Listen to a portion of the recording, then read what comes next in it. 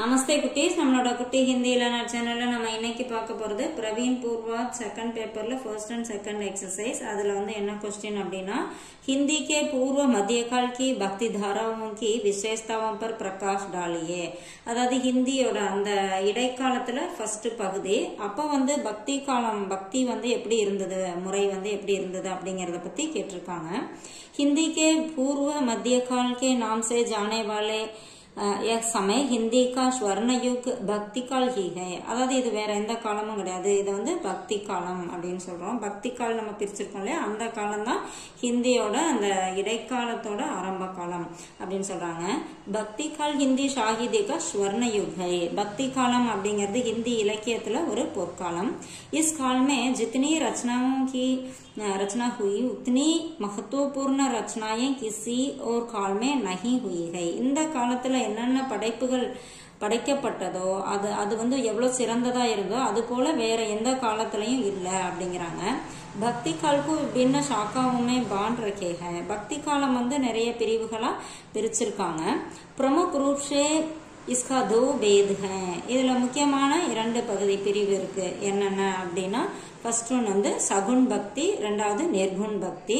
First Shagun பக்தி அப்படிங்கறது என்னன்னு பார்க்கலாம். சகுன் பக்தி மே कवि भगवान के रूप और रंग को मानकर उनकी लीलाओं का वर्णन करते थे. அதாவது சகுன் பக்தி அப்படின்னா உருவ வழிபாடு. அப்போ இருந்தவங்க கடவுளோட அந்த உருவத்தையும் அவங்க நிறம் இதை ஏத்துக்கிட்டு அவங்களோட லீலைகள், அந்த கடவுளோட லீலைகளை பத்தி வர்ணிக்கிறாங்க. அடுத்தது சகுன் பக்தி சாக்காவுமே தோ பேதுவே. சகுன் பக்தி அப்படின்னா என்னன்னு பார்த்தோம். அதுல இரண்டு பகுதியா இருக்கு. அதுல என்னென்ன அப்படின்னா, ராம் பக்தி சாக்கா, கிருஷ்ண பக்தி சாக்கா. फर्स्ट राम भक्ति शाखा. हिंदी साहित्य में भक्ति काल को स्वर्ण युग बनाने का श्रेय खासकर ராம் பக்தி ஷாக்கா கோகை. அதாவது ஹிந்தி இலக்கியத்தை ஸ்வர்ண யுக் அப்படின்னு கொண்டு போறதோட சிறப்பு அந்த ராம் பக்தி ஷாக்காவுக்கு இருக்கு, ராம் பக்தி பிரிவுக்கு இருக்கு அப்படிங்கிறாங்க. அனுபம் கிருத்தியம் से साहित्य को बनाने में राम भक्ति शाखा के महान कवि तुलसीदास सफलतम रहे. இந்த ராம் பக்தி இதுல மிகச்சிறந்த படைப்புகளை உருவாக்கி ராம் பக்தி ஷாக்கா கே மகான் கவி, அதாவது ராம் பக்தி ஷாக்காவுக்கு ஒரு சிறந்த கவிஞர் துளசிதாஸ். அவர் வெற்றியான ஒரு படைப்பாளராக இருந்தாரு, கவிஞராக இருந்தாரு. ஸ்ரீராம் கே பிரதி பக்தி பாவ் दिखाने के कारण इस शाखा का नाम ராம் பக்தி ஷாக்கா படா. அதாவது ஸ்ரீ ராமோட பக்தி பாவனைகளை இதுல சொல்லி இருக்கிறதுனால இந்த காலத்தை ராம் பக்தி ஷாக்கா அப்படின்னு சொல்லியிருக்காங்க. श्री रामानुजाचार्य इस शाखा के प्रवर्तक रहे. ஸ்ரீ ராமானுஜாச்சாரியர் இந்த பிரிவுக்கு முன்னோடியா இருந்தாரு அப்படிங்கிறாங்க. उनके उपदेशानुसार तुलसीदास ने राम भक्ति शाखा को अपनाकर अनेक महत्वपूर्ण कार्य किया. அவரோட உபதேசத்துல தான் துளசிதாஸ் என்ன பண்ணாரு, ராம் பக்தி ஷாக்கா ஏத்துக்கிட்டு, ராம் பக்தி பிரிவை எடுத்துக்கிட்டு நிறைய சிறந்த காரியங்களை செஞ்சார் அப்படின்னு சொல்றாங்க.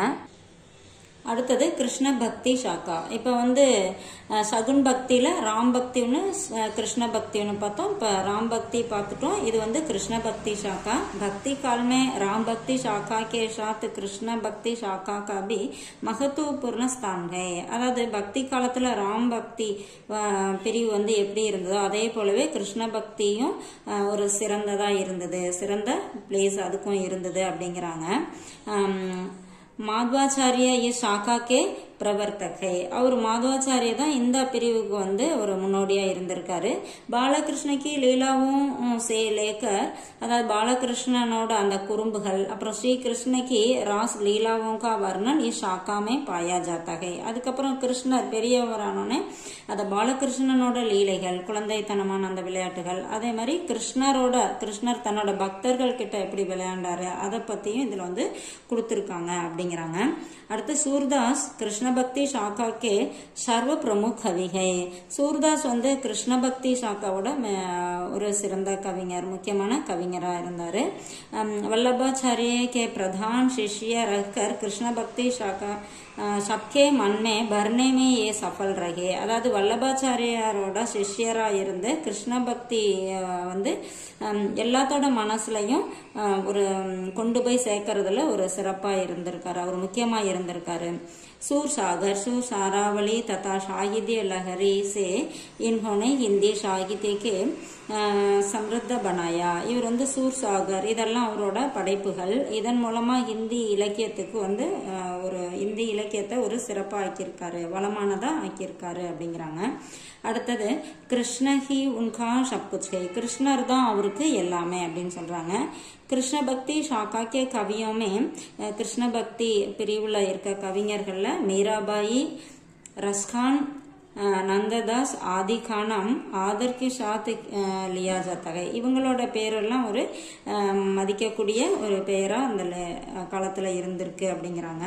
இப்ப வந்து ஃபர்ஸ்ட் வந்து சகுன் பக்தி பார்த்தோம். அடுத்தது இப்ப நிர்குண் பக்தி. நிர்குண் பக்தினா உருவம் இல்லாத வழிபாடு. நிர்குண் பக்தி ஷாக்காமே கவி பகவான் கே ரூபோ ரங்கோ நகி மான்தே. இந்த காலத்துல இருந்த கவிஞர்கள் வந்து கடவுளோட உருவம், அந்த வர்ணம் இதெல்லாமே அவங்க ஒத்துக்கல. वे तो निर्गुण निराकार भक्ति अपनाकर भगवान के प्रति भक्ति भाव दर्शते हैं. அதாவது இவங்க வந்து உருவம் இல்லாத அந்த கடவுளை வந்து ஏத்துக்கிட்டாங்க அப்படின்னு சொல்றாங்க. இதுலயும் வந்து ரெண்டு பிரிவு இருக்கு. இஸ்கா தோ பேதுகை வே ஞானாஸ்ரீ ஷாக்கா பிரேமாஸ்ரீ ஷாக்கா, ரெண்டு பிரிவு இதுலயும் இருக்கு அப்படின்னு சொல்றாங்க. இப்போ இதுல வந்து நம்ம ज्ञानाश्रय शाखा फर्स्ट பார்க்கலாம். ज्ञानाश्रय शाखा को संत मार्ग भी कहा जाता है. அதாவது இந்த பிரிவை வந்து சந்த மார்க், சந்தனா எல்லாம் அறிந்த ஒரு அறிஞர்கள், அவங்கள வந்து சந்த் அப்படின்னு சொல்லுவாங்க. அந்த மாதிரி சந்த் மார்க் அப்படின்னு சொல்லியும் சொல்றாங்க. Is Tara K Kavi Gyan go he பகவான் மான்தே தே. இந்த பிரிவுல இருக்க கவிஞர்கள் வந்து அறிவை தான் வந்து கடவுள் அப்படின்னு சொல்றாங்க. निराकार ईश्वर की उपासना करके ये ब्रह्मा के सत्य पर विश्वास करते हैं. இவங்க வந்து உருவம் இல்லாத அந்த கடவுளை வந்து வணங்கி பிரம்மா வந்து சத்தியத்துல வந்து நம்பிக்கை வைக்கிறாங்க. கடவுள் வந்து சத்தியத்துல இருக்காரு, அறிவுல இருக்காரு அப்படின்னு சொல்றாங்க.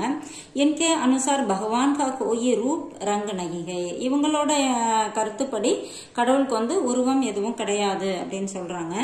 வே தோ கட் கட் மே ரஹா கர்த்தேக. இவங்க வந்து ஒவ்வொரு உயிரினத்திலையும் கடவுள் இருக்காரு அப்படிங்கிறது இவங்களோட எண்ணம்.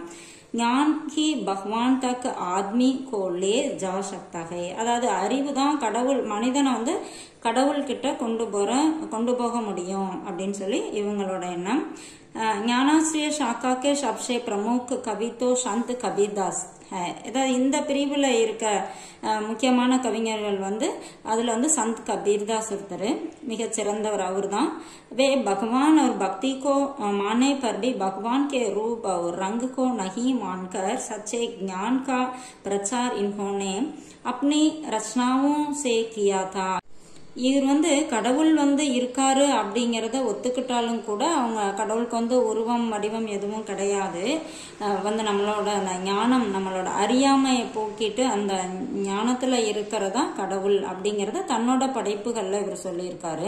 அடுத்து தாது சால் ரைதாஸ், குருநானக், தர்மதாஸ், மலுக்தாஸ், சுந்தர்தாஸ் ஆதி மகான் கவி பி இஸ் மார்க் கே நாயக் ரகே. இவங்கெல்லாம் இந்த பிரிவுல இருந்த கவிஞர்கள் அப்படின்னு சொல்றாங்க.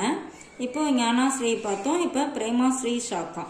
निर्गुण भक्ति की दूसरी प्रमुख धारा है பிரேமாஸ்ரீய शाखा. இதோட இன்னொரு பிரிவு வந்து பிரேமாஸ்ரீய शाखा அப்படிங்கிறாங்க. அதாவது நிர்குண் பக்தியில जिसे सूफी शाखा भी करते. இது வந்து சூஃபி शाखा அப்படின்னு சொல்றாங்க. பேக் பகவான் கே ரூப் ரங்குக்கோ நகி மான்தே தே. இவங்களும் வந்து கடவுள் வந்து உருவம் வழிபாட்டை வந்து அவங்க நகி மான்தேத்தேன்னு ஏத்துக்கல. सच्चे और पवित्र प्रेम द्वारा भगवान की प्राप्ति ही उनका लक्ष्य है. மேல பார்த்தது வந்து அறிவு தான் வந்து கடவுளை அடையறதுக்கு வழி அப்படின்னு சொன்னாங்க. இங்க வந்து அன்பை வந்து முக்கியமா சொல்லியிருக்காங்க. அன்பு மூலமா கடவுளை வந்து நம்ம அடையலாம் அப்படிங்கிறது இவங்களோட லட்சியம். சூஃபி சந்த் அரபு और ஈரான் கே ரஹ்னே வாலே தே. அதாவது சூஃபி சந்த் அப்படிங்கிறது அரபு அப்புறம் ஈராக்ல இருக்கவங்களோட அந்த பிரிவு. इस परंपरा में जायसी, कुदुमन, मंजन, उस्मान, शेख नबी प्रमुख कवि रहे. இவங்கெல்லாம் இந்த பிரிவோட முக்கியமான கவிஞர்கள் அப்படின்னு சொல்லியிருக்காங்க. இது வந்து நான் கொஞ்சம் ஷார்ட் பண்ணி கொடுத்துருக்கேன். உங்களுக்கு ரொம்ப யூஸ்ஃபுல்லா இருக்கும்னு நினைக்கிறேன். தேங்க்யூ.